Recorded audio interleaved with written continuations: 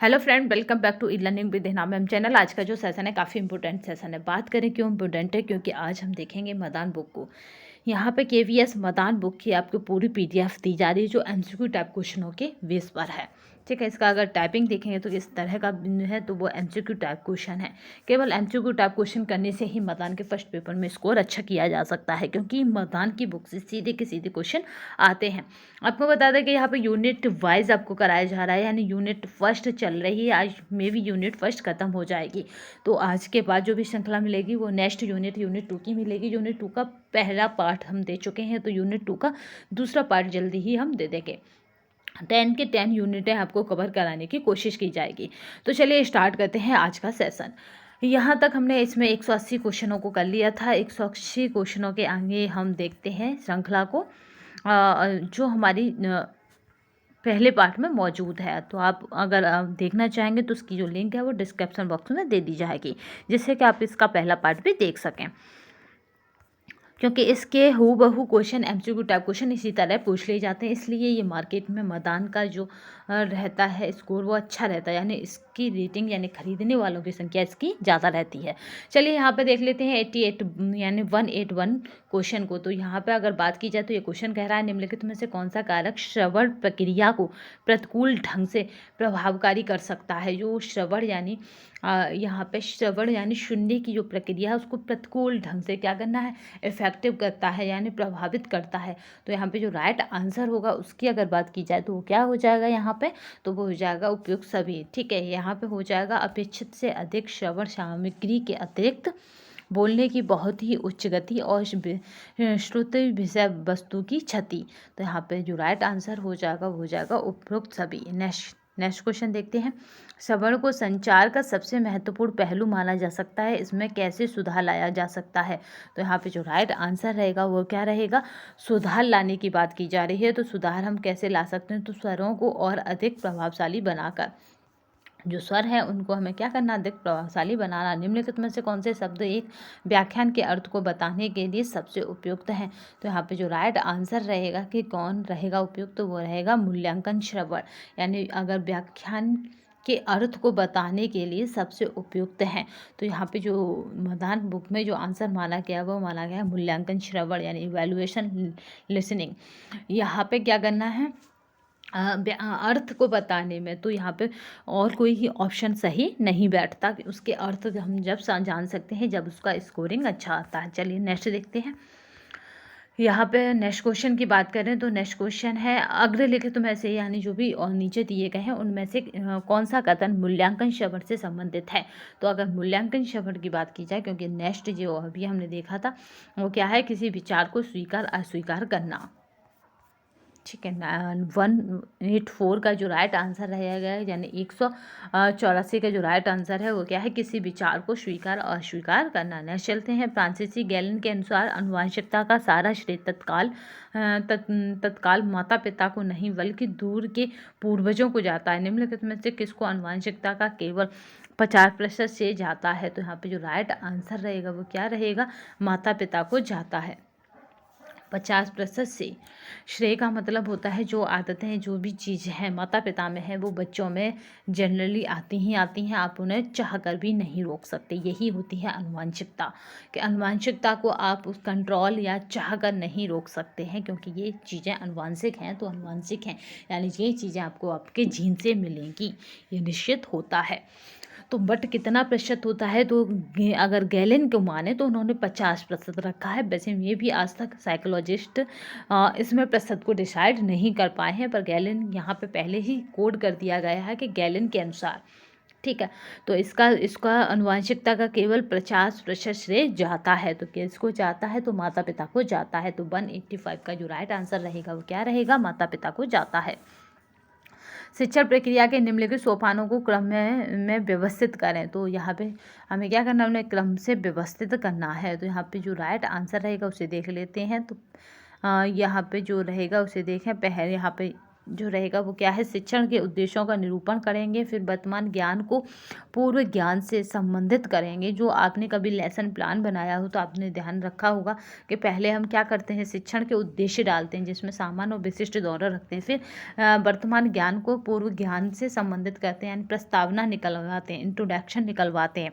फिर हम क्या करते हैं, शिक्षण सामग्री की प्रस्तुति करते हैं।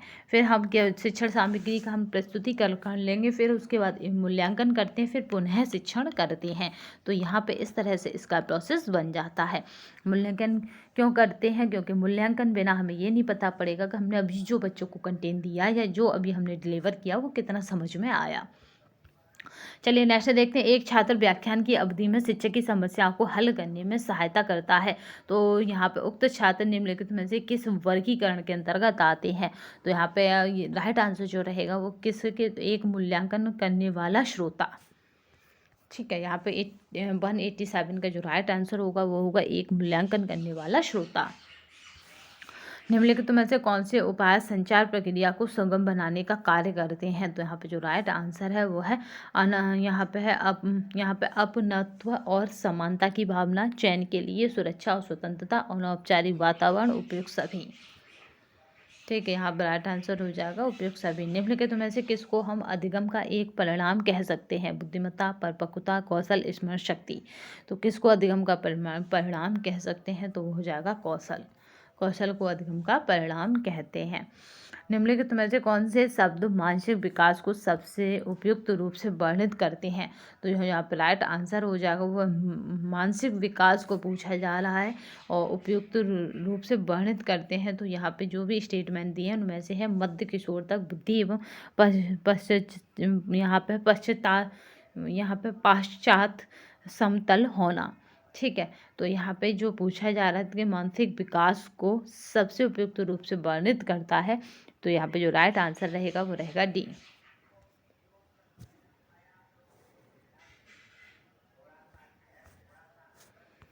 चलिए नेक्स्ट क्वेश्चन देखते हैं। नेक्स्ट क्वेश्चन कह रहा है यहाँ पे कि निम्नलिखित में से कौन सा कथन श्रवण के संदर्भ में सही है। तो जो श्रवण है उसके संदर्भ में सही है। तो श्रवण यानी हेयरिंग एक शारीरिक प्रक्रिया है। ध्यानपूर्वक श्रवण यानी लिसनिंग एक मनोवैज्ञानिक प्रक्रिया है। ध्यान रखेंगे क्योंकि ये दो टर्म आपस में एक से लग रहे हैं हिंदी में।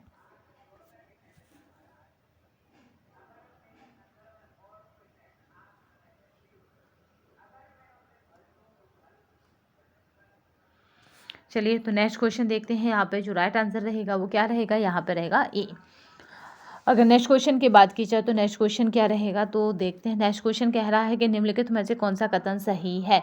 तो यहाँ पे कथन सही पूछा जा रहा है। तो उच्च शिक्षण संस्थानों के छात्र संवाद स्थापित करने में अपना आधा काल निकाल देते हैं।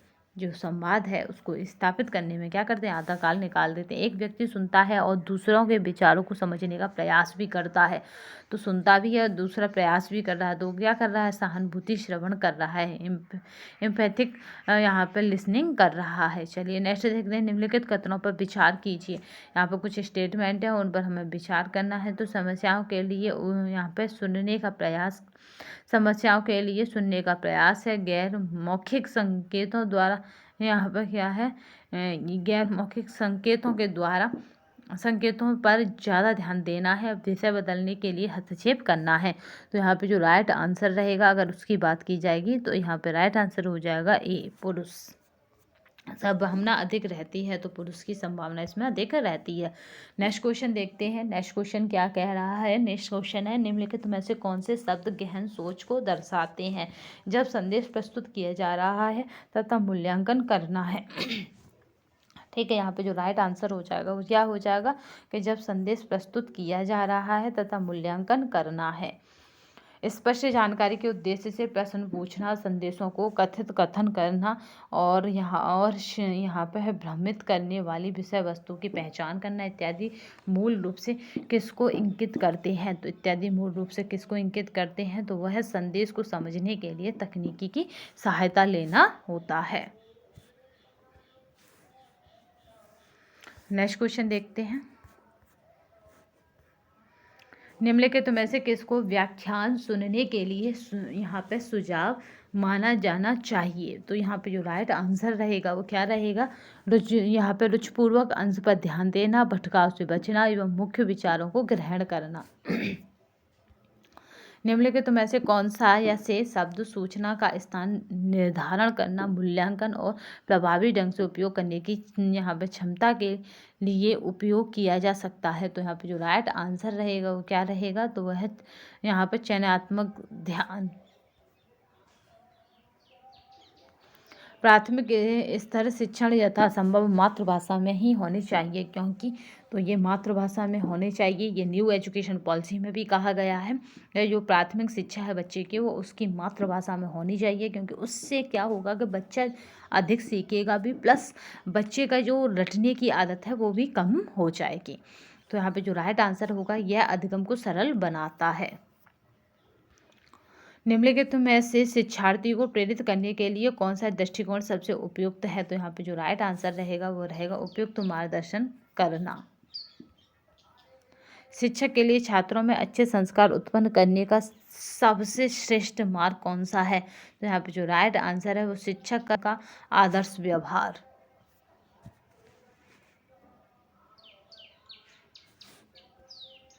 जीवन में सफलता प्राप्त करने के लिए छात्रों को कैसे प्रेरित किया जा सकता है? तो यहाँ पे जो राइट आंसर है गहन अध्ययन के द्वारा प्रेरित किया जा सकता है। निम्नलिखित में से उपस्थिति की समस्या के समाधान के लिए सबसे श्रेष्ठ उपाय कौन सा है? तो यहाँ पे जो राइट आंसर है वो है छात्रों को प्रेरित करना।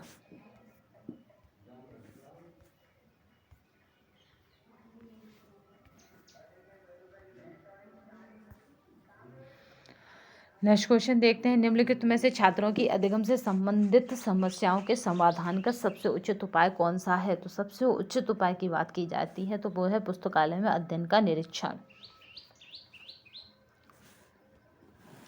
निम्नलिखित में से किस स्थिति या स्थितियों में शिक्षार्थी को भावनात्मक समायोजन प्रभावी होता है? तो भावनात्मक समायोजन प्रभावी होता है तो होता है उपयुक्त सभी, यानी व्यक्तित्व गठन में, कक्षा शिक्षण में, अनुशासन में,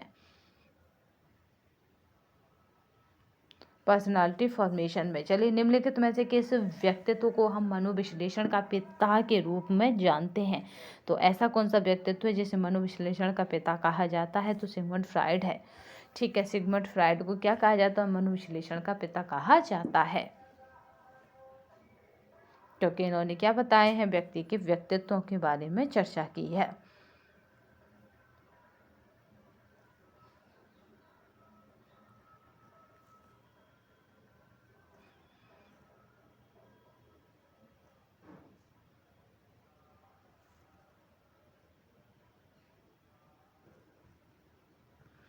चलिए नेक्स्ट क्वेश्चन देखते हैं। निम्नलिखित में से शिक्षण संज्ञानात्मक सिद्धांत के यहाँ पर प्रस्तावक कौन है? तो यहाँ पर जो राइट आंसर रहेगा कि मुख्य प्रस्तावक कौन है? तो वो हो जाएंगे N.L. गेज। ठीक है, N.L. गेज क्या है? इसके मुख्य प्रस्तावक हैं। निम्नलिखित में से मुख्यतः कौन सा श्रवण संस्थान भाषा के व्यवहारिक ज्ञान को सिखाता है? तो यहाँ पे जो राइट आंसर हो जाएगा वो क्या हो जाएगा? भाषा प्रयोगशाला। अभ्यास के अंत में शिक्षार्थी सिर का उपयोग कर फुटबॉल हिट करने के लिए सक्षम होना चाहिए। तो उपरोक्त कथन में उल्लिखित उद्देश्य निम्नलिखित में से किस ज्ञान क्षेत्र से संबंधित है? तो वो ज्ञान क्षेत्र क्या है? तो वह मन है प्रेरक, यानी साइकोमोटर से प्रेरित है।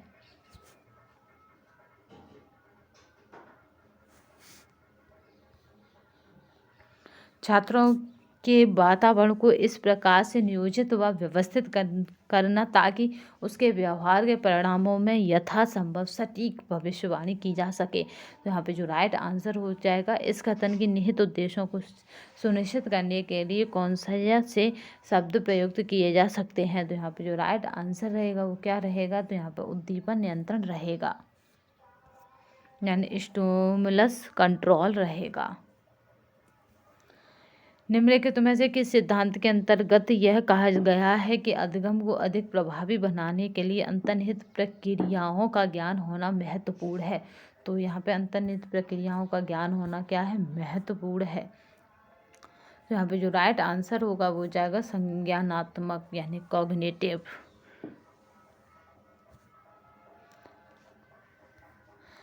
जब एक अध्येता यह सुनिश्चित करता है कि 1 नंबर कह रहा है छात्र गणित के विषय में एक अभ्यास पूरा करे, दूसरा कह रहा है कि निर्देश स्पष्ट और निश्चित है, तो वह मूल्यांकन के किस पहलू का प्रयोग कर रहा है? तो यहाँ पे हमें क्या करना है? मूल्यांकन के किस पहलू का प्रयोग कर रहा है? तो याद रखिएगा वो वैधता बता रहा है, यानी यहाँ पे वैलिडिटी बता रहा है, क्योंकि वो क्या कर रहा है? छात्रों के गणित के विषय में एक अभ्यास पूरा करे तथा निर्देश स्पष्ट और सुनिश्चित है, यानी पहले से ही निर्देश स्पष्ट भी है और सुनिश्चित है, तो वह मूल्यांकन के किस पहलुओं का प्रयोग कर रहा है? तो मूल्यांकन के कौन सा पहलू है जिसका वो प्रयोग कर रहा है?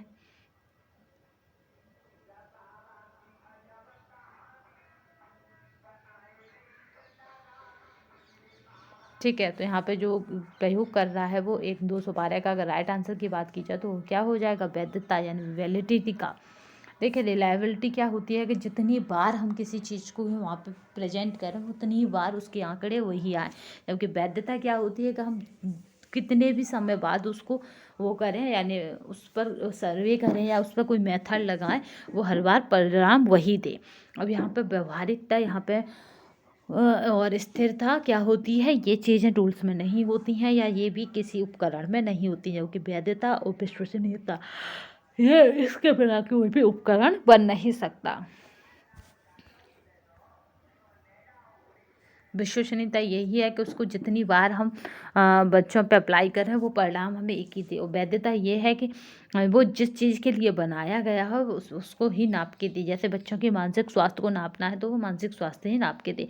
नेक्स्ट क्वेश्चन देखते हैं, निम्नलिखित में से कौन सी एक धीमी गति से सीखने वाले छात्र की विशेषता नहीं है, यानी स्लो लर्नर जो होते हैं उनकी विशेषता नहीं है? तो यहाँ पर सीमित शब्दावली, ध्यान की छोटी समझ, अमूर्त सोच और रुचियों की सीमित सीमा। तो यहाँ पे जो राइट आंसर रह जाएगा वो क्या रह जाएगा? तो अमूर्त सोच, क्योंकि उसकी क्या होती है? मूर्त सोच होती है अगर वो धीमी गति से सीखने वाला बच्चा है, क्योंकि वो जो चीज़ सामने नहीं है, जो चीज़ देखी नहीं है, उसके बारे में वो कल्पना भी नहीं कर सकता।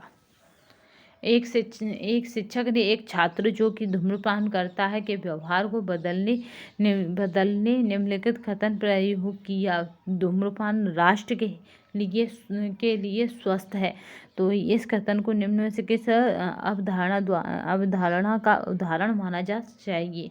तो कौन सी अवधारणा का उदाहरण मानेंगे इसको? तो वह संज्ञानात्मक यहाँ पे है विस्मरणता यानी कॉग्निटिव डिसोनेसिस माना जाएगा। नेक्स्ट चलते हैं, निम्नलिखित में से किसी पाठ्य वस्तु को कंठस्थ करने का सबसे महत्वपूर्ण तरीका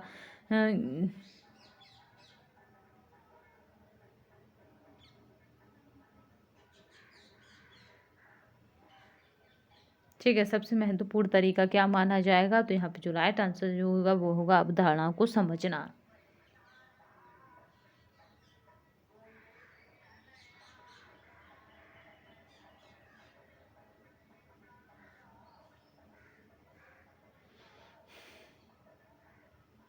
चलिए नेक्स्ट क्वेश्चन देखते हैं, निम्नलिखित में से प्रवृत्ति, अवधारणा, कौशल, ज्ञान आदि को किसका परिणाम कहा जा सकता है? तो यहाँ पे जो राइट आंसर होगा वह अधिगम का परिणाम कहा जा सकता है। निम्नलिखित में से कौन सा अधिगम का परिणाम नहीं माना जा सकता? व्यवहार, रवैया, अवधारणा, ज्ञान और परिपक्वता। अब यहाँ पे जो राइट आंसर रहेगा यहाँ पे जो राइट आंसर रहेगा वो क्या रहेगा? तो यहाँ पे जो राइट आंसर की अगर बात की जाएगी तो वो हो जाएगा यहाँ पे 217 का जो राइट आंसर है वो हो जाएगा यहाँ पे परिपक्वता। ठीक है, क्वेश्चन कह रहा है कि कौन सा अधिगम का परिणाम नहीं माना जा सकता? तो जो अधिगम का परिणाम नहीं माना जाता तो वह है परिपक्वता। परिपक्वता आने से जरूरी नहीं है आप अधिगम कर सकें, जबकि व्यवहार, रवैया, अवधारणा और ज्ञान ये सभी कहीं ना कहीं अधिगम को प्रभावित करते हैं।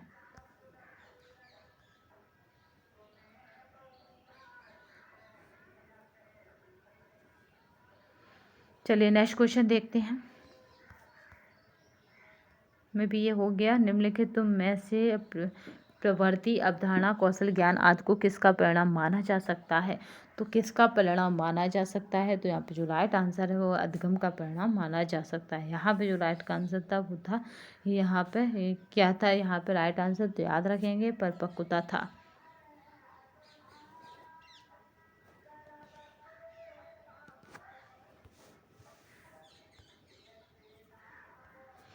कक्षा में कुछ छात्र सीखने के लिए अति उत्सुक हैं, ऐसा शायद इसलिए है कि, तो ऐसा किस लिए है? तो वे मेधावी छात्र हैं, इसलिए वो कक्षा में सीखने के लिए उत्सुक हैं।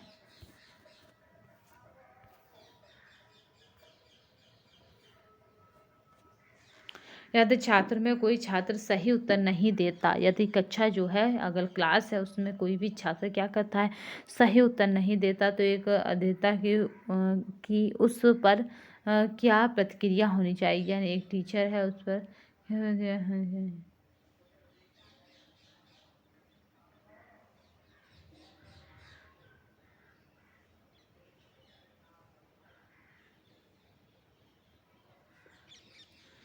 नेक्स्ट क्वेश्चन देखते हैं। यदि कक्षा में कोई छात्र सही उत्तर नहीं देता है तो एक अध्येता की उस पर क्या प्रतिक्रिया होनी चाहिए? तो 219 का जो राइट आंसर होगा अगर उसकी बात की जाए तो वो क्या हो जाएगा? देखिए यहाँ पे क्वेश्चनों की नेचर बदल गई है। कक्षा स्थिति प्रबंधन से है, ठीक है। क्लासरूम यहाँ पे है सिचुएशन एंड मैनेजमेंट, ठीक है। के लिए कक्षा प्रबंधन के उससे है, तो यहाँ पे सारे क्वेश्चनों की नेचर जो है बदल जाएगी। चलिए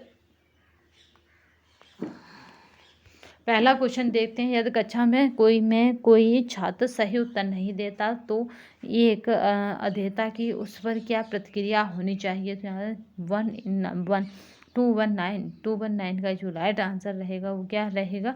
तो वो क्या रहेगा? तो वो डी रहेगा।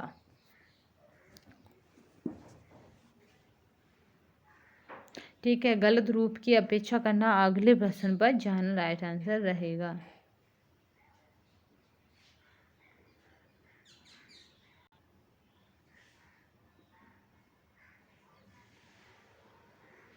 नेक्स्ट क्वेश्चन देखते हैं। मान लीजिए कि एक छात्र शिक्षक से कक्षा में प्रश्न पूछता रहा है जिसका शिक्षक के पास कोई सीधा सही जवाब नहीं है। ऐसी स्थिति में शिक्षक को क्या करना चाहिए? तो ऐसी स्थिति में शिक्षक को छात्र को कहना है कि वह सही उत्तर बाद में देंगे, क्योंकि इस तरह से कहने में कम से कम छात्र आपका क्या होगा, गलत आंसर नहीं ले पाएगा या गलत सोच नहीं है उसके अंदर आएगी। तो चलिए नेक्स्ट देखते हैं। यदि शिक्षक कक्षा में छात्रों को अपने आदर्शों के बारे में सूचित करने में विफल रहता है तो उसका क्या संभावित परिणाम हो सकता है? तो यहाँ पे जो राइट आंसर रहेगा उसका क्या संभावित परिणाम हो सकता है? तो यहाँ पे जो राइट आंसर रहेगा उसे देख लेते हैं। तो पहला क्या है? अच्छा, ठीक है। तो यहाँ पे जो पहला आंसर हो जाएगा वो क्या हो जाएगा? तो कक्षा में अनुशासनहीनता सिखाई जा रही विषय में छात्र अपनी रुचि नहीं लेते हैं। सिखाए गए विषय में क्या करते हैं छात्र अपनी छात्रों में कक्षा में छात्रों की बढ़ती अनुपस्थिति। तो यहाँ पे राइट आंसर जो हो जाएगा वो हो जाएगा उपयुक्त सभी। अगर छात्रों को यह समझ में नहीं आ रहा है कि क्या पढ़ाया जाता है तो शिक्षक को चाहिए, तो शिक्षक को क्या करना है, उसी टाइम पर पाठ को उचित उदाहरण देकर फिर से समझाना। अगर शिक्षक को समझ नहीं आया तो पाठ का उदाहरण देकर क्या करना है, शिक्षक को भी उचित रूप में समझाना है।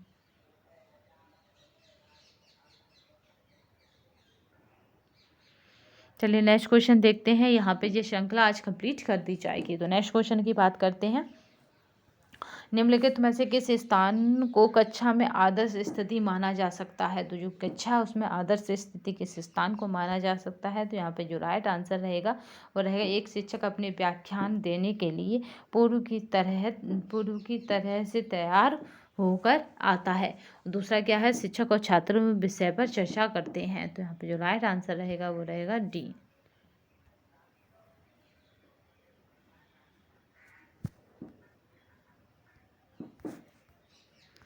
यहाँ पर देखते हैं शिक्षकों की निम्नलिखित श्रेणियों में से कौन सी छात्रों के बैठने के लिए पंक्तियों की पारंपरिक औपचारिक पैटर्न संसद करते हैं जिसमें छात्र शिक्षक के समान रहे। तो यहाँ पे जो राइट आंसर है, यहाँ पे जो राइट आंसर रहेगा उसकी अगर बात की जाएगी तो क्या हो जाएगा। तो राइट आंसर देखेंगे तो यहाँ पर जो रहेगा वो क्या है। तो यहाँ पे जो राइट आंसर है वो है प्रत्यक्ष अनुदेश। ठीक है, प्रत्यक्ष अनुदेशन ना होकर अनुदेश है।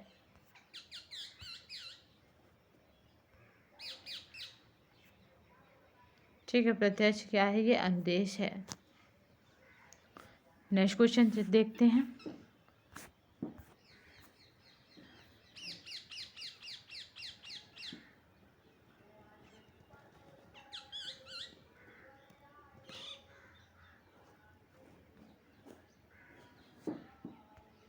चलिए यहाँ पे देखते हैं नेक्स्ट क्वेश्चन क्या कह रहा है। निम्नलिखित में से किस प्रकार का शिक्षक सत्तावादी यहाँ पे सत्तावादी शिक्षण शैली से सबसे अधिक संबंधित माना जा सकता है। सत्तावादी यानी सर्विसरा शैली, यानी जो सत्ता में है, यानी जो आपके प्रत्यक्ष अनुदेशन शिक्षण।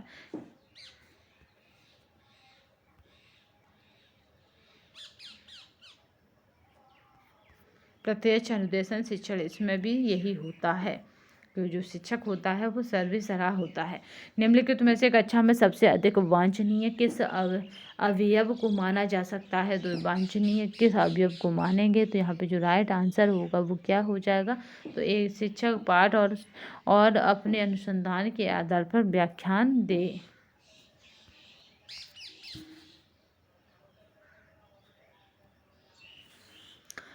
निम्नलिखित में से कक्षा में शोर को नियंत्रण करने के लिए सबसे अच्छी संवाद प्रक्रिया है। तो यहाँ पे जो राइट आंसर रहेगा वो क्या रहेगा। तो यहाँ पे राइट आंसर रहेगा शांत रहना और विद्यार्थियों की ओर देखते रहना। एक शिक्षक के रूप में आप क्या करोगे यदि छात्र कक्षा में उपस्थित ना रहते हो। तो यहाँ पे जो राइट आंसर है वो क्या है, अनुपस्थिति के कारणों को समझेंगे एवं उनके समाधान का प्रयास। 228 का राइट आंसर क्या रहेगा, टी रहेगा।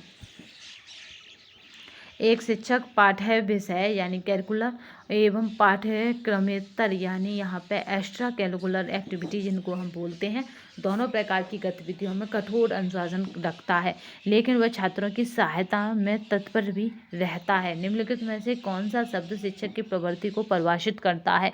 इस तरह के क्वेश्चन काफ़ी पूछे जाते हैं, तो याद रखिएगा लचीलापन, फ्लेक्सिबिलिटी, क्योंकि वो तत्पर भी तो रहता है, तो ये लचीलापन दर्शाते हैं। निम्नलिखित में से कौन सा बेहतर कक्षा प्रबंधन के अर्थ को दर्शाता है।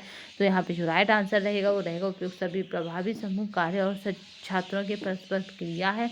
फिर है उचित योजना एवं उपयोगी शिक्षण सहायक यंत्र विकसित करना है। फिर शिक्षक की समयनिष्ठा और पाठ्यक्रम को निर्धारित समय सीमा में पूरा करना है। तो यहाँ पे राइट आंसर हो जाता है उपयुक्त सभी। नेक्स्ट क्वेश्चन देखते हैं। निम्नलिखित में से कौन सा कथन अप्रभावी शिक्षण को वर्णित करता है। तो यहाँ पे जो राइट आंसर रहेगा वो क्या रहेगा, सदैव परिस्थिति के तत्काल नियंत्रण पर केंद्रित रहना।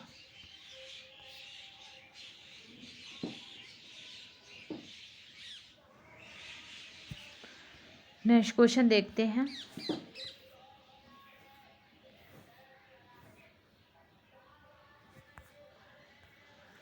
यदि कक्षा में छात्रों की बहुसंख्या बढ़ने पर कमजोर छात्रों की हो तो एक शिक्षक के रूप में आप क्या करना चाहेंगे। तो यहाँ पे जो राइट आंसर रहेगा वो क्या रहेगा।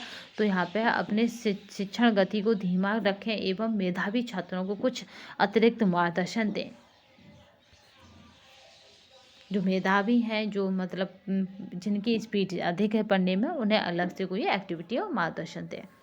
नेक्स्ट देखते हैं। यदि शिक्षण संस्थान परस्पर कुछ छात्र शिक्षक के साथ दुर्व्यवहार करते हैं तो निम्नलिखित में से कौन सा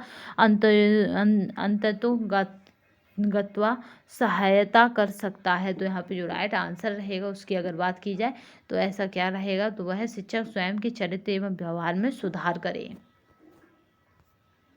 क्योंकि हम अपने आप को सुधार सकते हैं, सामने वाले को नहीं। हमेशा याद रखिएगा जो भी सुधार करना होगा आप अपने आप में कर सकते हो। अगर आप सामने वाले में सुधार करने की चाह रखते हो तो वो 1% गलत हो जाती है, क्योंकि शिक्षक हैं तो सामने वाले में सुधार की रखेंगे, बट हर समय आप नहीं रख सकते।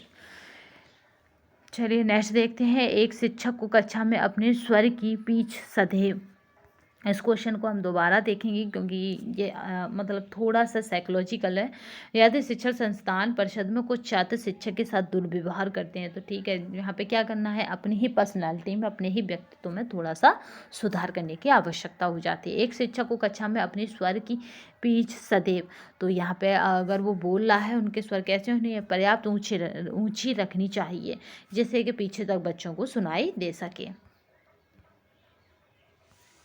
नेक्स्ट क्वेश्चन देखते हैं। एक शिक्षक को अपने व्याख्यान में निम्नलिखित में से कौन सा या से वैशिष्ट अपनाने चाहिए, तो यहाँ पे एक 235 का जो राइट आंसर रहेगा वो है सटीक और उच्च स्वर होने चाहिए। स्पष्ट भी होनी चाहिए, सटीक भी होनी चाहिए, उच्च भी होनी चाहिए। यदि छात्र कक्षा शिक्षण के दौरान समझ ना पा रहे हैं कि क्या सिखाया जा रहा है तो ऐसी स्थिति में शिक्षक को क्या करना चाहिए, तो यहाँ पे जो राइट आंसर रहेगा यानी 236 का जो राइट आंसर रहेगा वो रहेगा बी, विभिन्न ढंग से समझाने का प्रयास। कक्षा के वातावरण के लिए विशेष संदर्भ के साथ केवल एक को छोड़कर सभी श्रवण के प्रमुख घटक हैं, तो यहाँ पे जो राइट आंसर रहेगा वो क्या रहेगा, तो यहाँ पे राइट आंसर रहेगा उत्तर देना। 237 का जो राइट आंसर रहेगा वो रहेगा उत्तर देना। निम्नलिखित में से कौन सी कक्षा में प्रभावी संचार में बाधा नहीं होती है, तो यहाँ पे जो राइट आंसर है अगर उसकी बात की जाएगी तो सटीक कथन।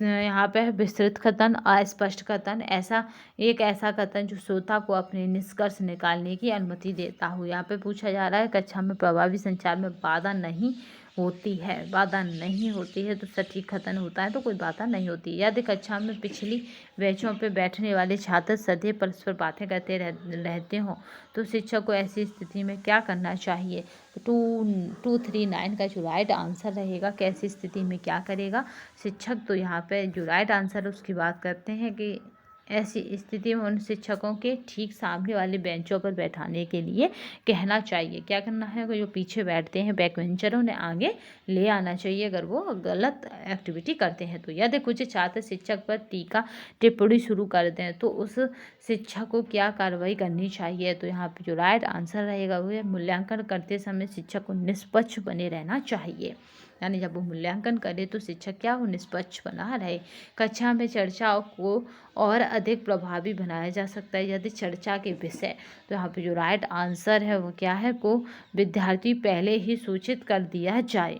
जो चर्चा के विषय है उन्हें क्या करना है, विद्यार्थियों को पहले ही सूचित कर देना है।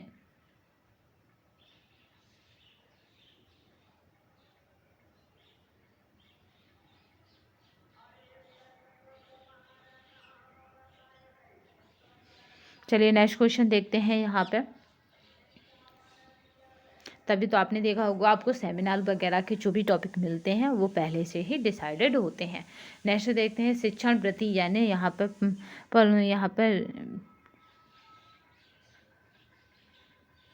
प्रोफेशन के आरंभ में ही निम्न में से सबसे अधिक महत्वपूर्ण एकल कारक कौन सा है जिसमें शिक्षक की सफलता निहित होती है, तो यहाँ पे जो राइट आंसर रहेगा कि कौन सा रहेगा, तो वो रहेगा सी, यानी शिक्षक का व्यक्तित्व और उसकी कक्षा एवं छात्रों के साथ संबंध स्थापित करने की क्षमता होता है।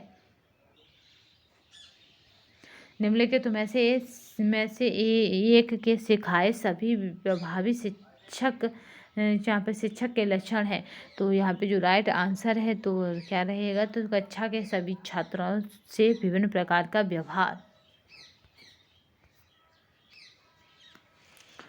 ठीक है, यहाँ पे जो राइट आंसर रहेगा वो क्या रहेगा, कक्षा के सभी छात्रों से विभिन्न प्रकार का व्यवहार, यानी 243 का जो राइट आंसर है वो क्या रहेगा, डी रहेगा। शिक्षक दिवस के अवसर पर कुछ छात्र आपको एक यहाँ पे ग्रीटिंग कार्ड भेजते हैं। जो ग्रीटिंग कार्ड भेजे जाते हैं, याद रखिए आप एक शिक्षक के रूप में क्या करेंगे, तो आप एक शिक्षक के रूप में आप उन्हें धन्यवाद कहेंगे। एक छात्र अपनी कक्षा में प्राय देरी से आते हैं और शिक्षक के रूप में आप क्या करेंगे। हर सिचुएशन यहाँ पे दी जा रही है और आप एक शिक्षक के रूप में हर सिचुएशन का आंसर पूछा जा रहा। तो देरी से आने के कारण का पता लगाने का प्रयास करेंगे, क्योंकि हर रोज़ देरी से आने का मतलब है कोई ना कोई कारण है। जब बहुत सारे छात्र नियमित रूप से परीक्षा में विफल होते हैं तो यह समझ लेना चाहिए कि शिक्षा प्रणाली विफल हो गई, क्योंकि बहुत सारे विफल हैं तो इसमें गलती छात्रों की नहीं है। एक एक छात्र कुछ पाठ्यक्रम से असंबंधित विषयों पर प्रश्न पूछता है तो एक शिक्षक होने के नाते आप क्या करेंगे? तो यहाँ पे राइट आंसर जो हो जाएगा वो क्या हो जाएगा? तो यहाँ पे कक्षा समाप्त होने के बाद प्रश्न का उत्तर देंगे।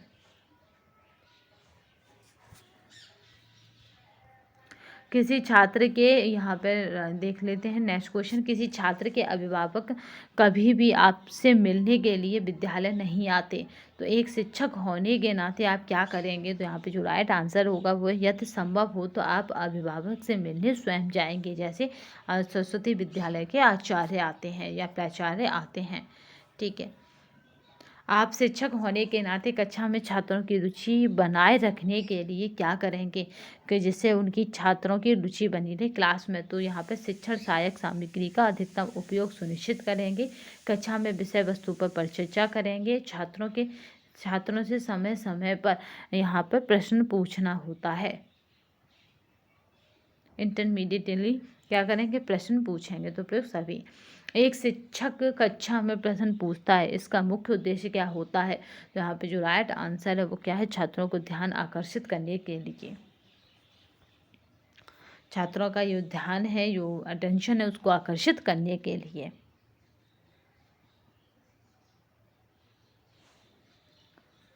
छात्रों के बीच पनप रही अनुपस्थिति की प्रवृत्ति पर नियंत्रण रखने के लिए एक शिक्षक को क्या करना चाहिए या क्या करना नहीं चाहिए? तो यहाँ पे जो राइट आंसर हो जाएगा, शिक्षक को इसे एक गंभीर समस्या के रूप में लेना चाहिए। जब कक्षा में कुछ छात्र प्रश्न को हल करने के लिए मानकीकृत पुस्तकें दत्त विधि से हटकर किसी अन्य विधि से समाधान करने का प्रयास करें तो एक शिक्षक होने के नाते आपको क्या करना चाहिए? तो यहाँ पे जो राइट आंसर रहेगा वो क्या रहेगा? यहाँ पे राइट आंसर, उन्हें सदैव ऐसा करने के लिए प्रोत्साहित किया जाना चाहिए। प्राय परंपरागत कक्षाओं में कक्षा कार्यों में से ज़्यादातर निम्नलिखित में से किससे संबंधित होते हैं? तो यहाँ पे जो राइट आंसर है वो है दोनों से, यानी निम्न स्तर संज्ञानात्मक प्रक्रिया से, उच्च स्तर संज्ञानात्मक प्रक्रिया से। ए और बी दोनों से।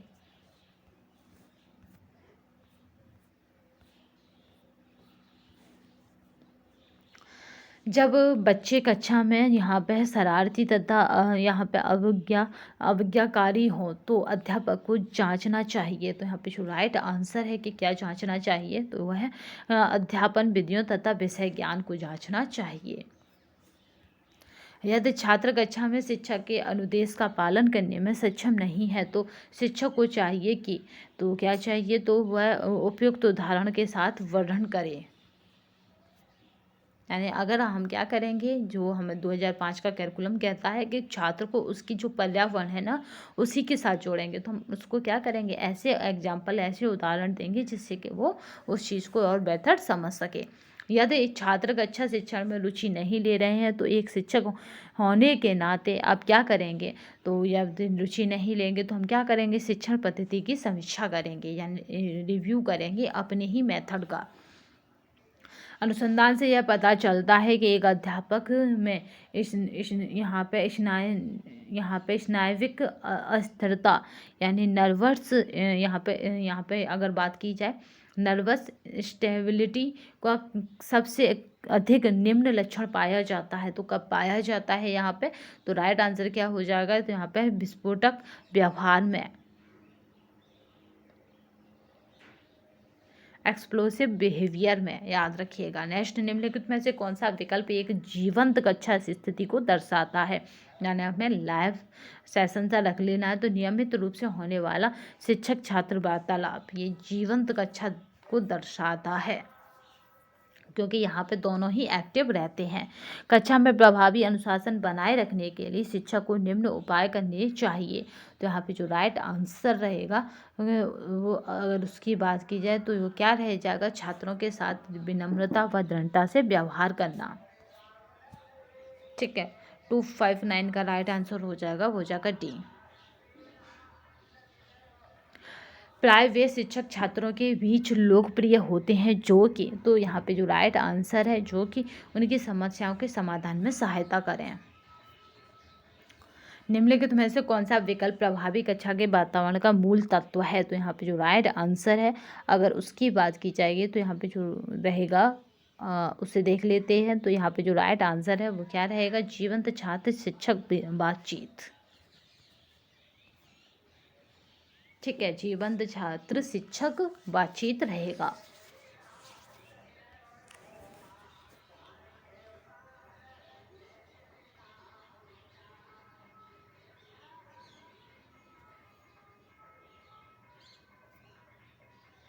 यहाँ पे क्या रहेगा, इसका राइट आंसर देखते हैं कि क्या रहेगा। तो याद रखिए कि जीवन छात्र शिक्षक बातचीत रहेगा। चलिए नेक्स्ट क्वेश्चन देखते हैं। कक्षा शिक्षण के पहले दिन यदि छात्र एक शिक्षक को स्वयं का परिचय देने के लिए आग्रह करते हैं तो उसे क्या करना चाहिए? तो पहले दिन अगर परिचय देने के लिए विनती करते हैं तो अपना संक्षिप्त परिचय दें, विस्तृत नहीं देंगे, पूरी क्लास ही खत्म हो जाए। नैतिक मूल्यों को छात्रों के बीच प्रभावी ढंग से आत्मसात किया जा सकता है जब शिक्षक क्या हो, स्वयं नैतिक मूल्यों का अनुसरण करते हों। जिस तरह गांधी जी ने बच्चे का गुड़ छुड़वाने की आदत कहाँ से शुरू की, अपने गुड़ छोड़ने से। मान लीजिए कि एक छात्र शिक्षक के साथ अपनी समस्याओं साझा करना चाहते हैं, इस उद्देश्य के लिए शिक्षक के घर भी जाता है। ऐसी स्थिति में शिक्षक को चाहिए तो वो क्या करेगा, ऐसी स्थिति में जब छात्र उसके घर भी जा रहा है समस्याओं को साझा करने तो उसकी उचित सहायता करेगा और उसे मनोबल को बढ़ाएगा, यानी उसे मोटिवेशन देगा। जब कुछ छात्र जानबूझकर शरारत कर कक्षा का अनुशासन भंग कर रहे हैं तो एक शिक्षक के रूप में अपनी भूमिका में क्या होनी चाहिए?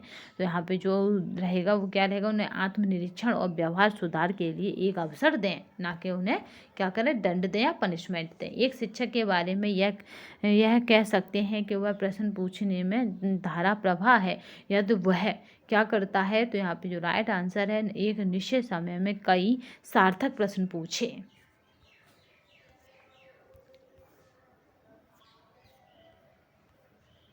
निम्नलिखित में से कौन सा विकल्प मूल्यांकन का सबसे महत्वपूर्ण दृष्टिकोण है? तो यहाँ पे जो राइट आंसर रहेगा, क्योंकि यहाँ पे आप जो हमारा टॉपिक चल रहा है वो है शिक्षार्थियों का मूल्यांकन। ठीक है, तो यहाँ पे निम्नलिखित में से कौन सा विकल्प मूल्यांकन का सबसे महत्वपूर्ण दृष्टिकोण है? तो यहाँ पे जो राइट आंसर हो जाएगा वो क्या हो जाएगा, सतत और व्यापक मूल्यांकन। निम्नलिखित में से किस प्रकार का परीक्षण प्रभावी स्मरण शक्ति के लिए सबसे उपयुक्त है? तो यहाँ पे राइट आंसर हो जाएगा, वो क्या हो जाएगा, एकाधिक विकल्प और यहाँ पे रिक्त स्थानों की पूर्ति, दोनों ही ये हो जाएंगे।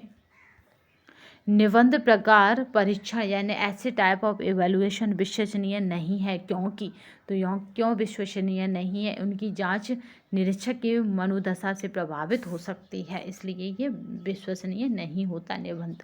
बट आपको बता दें कि कोई भी आप एग्जाम देते हैं, अगर एमसीक्यू टाइप क्वेश्चन है तो विश्वसनीय और वैध होते हैं, बट जो रिटन एग्जाम होता है वो वहाँ पे विश्वसनीय नहीं होता, ये मान के चलिए, क्योंकि जो जांचने वाला होता है उसकी मनोदशा पर डिपेंड होता है। बट एक एरिया आप डिसाइड कर दिया गया, उससे लो आप देंगे नहीं और उससे हाई तो आप दे ही नहीं सकते। जब एग्ज़ाम 200 नंबर का है तो 200 से 300 तो आप देने से रहे, क्योंकि आईएएस और पीसीएस जितने भी बड़े एग्जाम हैं उनमें मेंस होता ही होता है। आपका जीजीआईसी का जो एग्ज़ाम है उसमें भी मेंस होता है। तो इस तरह से यहाँ पे एक क्राइटेरिया डिसाइड कर दिया गया है। शिक्षा का स्तर बढ़ाने के लिए यह आवश्यक है कि, तो ये क्या आवश्यक, ठीक है, छात्रों का क्या किया जाए, निरंतर मूल्यांकन किया जाए। निम्नलिखित में से छात्रों के गृह कार्य जांचने का सबसे उत्तम तरीका क्या है? तो अगर हम छात्रों का गृह कार्य जांचना चाहते हैं और हमें चाहिएगा, हमें सबसे उत्तम सर्वोत्तम तरीका पता होना चाहिए जिससे कि हम गृहकार्य जांच लें। तो यहाँ पे जो राइट आंसर हो जाएगा, अगर उसकी बात करें तो क्या हो जाएगा, शिक्षक नियमित रूप से स्वयं उसकी जांच करेगा तभी वो जांच सकता है। नेक्स्ट देखते हैं, शिक्षण संस्थानों में छात्रों के लिए परीक्षण के समयबद्ध कार्यक्रम का लागू किया जाना आवश्यक है। तो यहाँ पे जो लागू किया जाना तो वो क्या है, परिणामों के बाद छात्रों से मिली प्रतिपुष्टि के आधार पर उपचारात्मक कार्यक्रम अपनाया जा सकता है। निम्नलिखित में से किसी शैक्षिक संस्थानों में शिक्षा की गुणवत्ता का सबसे महत्वपूर्ण सूचक कौन है। तो यहाँ पे जो राइट आंसर हो जाएगा वो है छात्रों का उपलब्धि स्तर।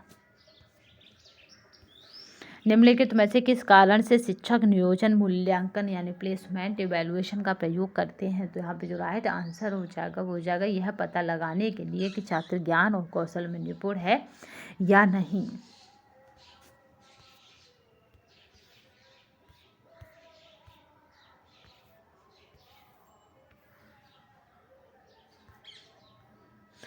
निम्नलिखित में से किस उद्देश्य के लिए यहाँ पे योगात्मक मूल्यांकन यानी समेटिव इवैल्यूएशन का उपयोग किया जाता है। तो यहाँ पे जो राइट आंसर हो जाएगा, अगर उसकी बात की जाएगी तो वो क्या है, मुख्य रूप से छात्रों को प्रमाण पत्र व ग्रेड देने के लिए।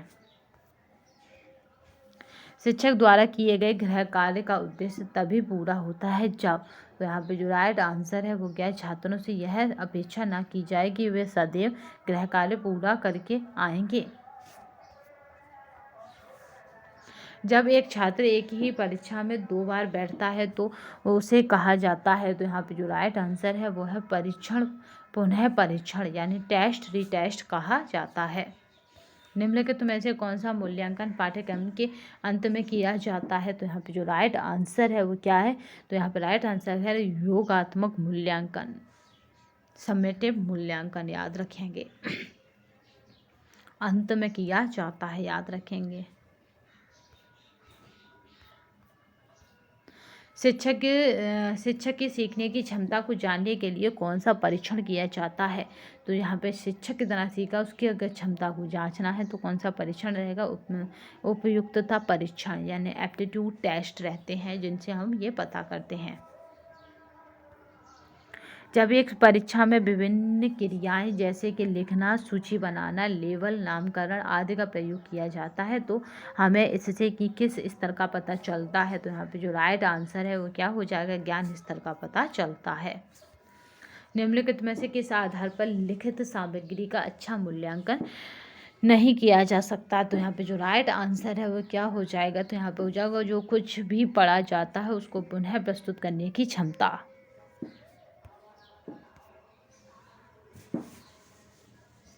ठीक है, यहाँ पे जो कुछ भी पढ़ा जाता है उसको क्या करना है, पुनः प्रस्तुत करने की क्षमता होती है।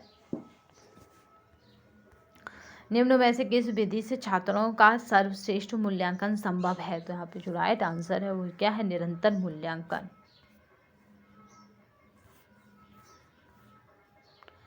पाठ्यचर्या की प्रभावकता निर्धारण में निम्नलिखित में से कौन सा कारक सर्वप्रधान है। तो यहाँ पे जो राइट आंसर है वो है अध्यापक की समकक्षता, अध्यापक की सक्षमता। ठीक है, अध्यापक की क्या है यहाँ पे, सक्षमता है जो उसको प्रभावित करती है, या सर्वप्रधान है। विद्यालय पाठ्यचर्या को नियोजन किसके अनुकूल होना चाहिए। तो यहाँ पे जो राइट आंसर है वो क्या हो जाएगा, छात्रों के लक्ष्यों, उद्देश्यों तथा हितों के अनुकूल होना चाहिए। सह पाठ्यचारी क्रियाकलाप का प्रधान उद्देश्य है। तो यहाँ पे जो राइट आंसर है वो है विद्यार्थी विकास को सुकर बनाए। ठीक है, सुकर बनाना। नेक्स्ट क्वेश्चन देखते हैं। श्रृंखला अधिगम यानी चेन लर्निंग किससे संबंधित है, मोस्ट इम्पोर्टेंट है और कई बार पूछा जा चुका है। तो याद रखिए गेने की है। चेन लर्निंग की अगर बात की जाए तो ये किसके मेथड है, तो 2886 का राइट आंसर क्या है, तो ये गेने है। शिक्षा के विभिन्न स्तरों के अंतर्गत समस्या समाधान की योग्यता का विकास होता है। तो ये कब होता है, तो ये चिंतन स्तर से होता है। मूल्य पाठ्यचर्या किस पर बल नहीं देती है। तो यहाँ पे जो राइट आंसर है अगर उसकी बात की जाएगी तो ये प्रजातांत्रिक प्रक्रियाओं पर। यह प्रजातांत्रिक प्रक्रियाओं पर बल नहीं देती है।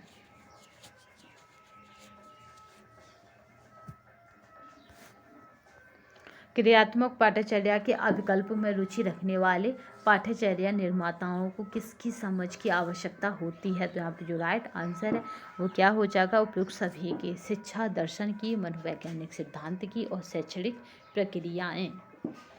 उपयुक्त सभी की समझ की आवश्यकता होती है।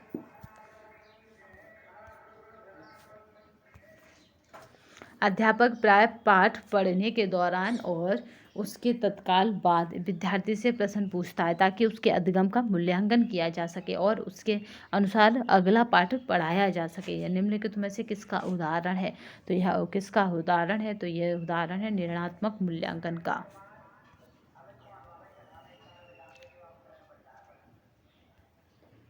अध्यापक शिक्षा संस्थान में प्रवेश के लिए उम्मीदवारों के चयन हेतु आयोजित किया जाने वाला अध्यापक पात्रता परीक्षा निम्नलिखित में से किसका उदाहरण है? तो यहाँ पे जो राइट आंसर हो जाएगा कि वो किसका उदाहरण है?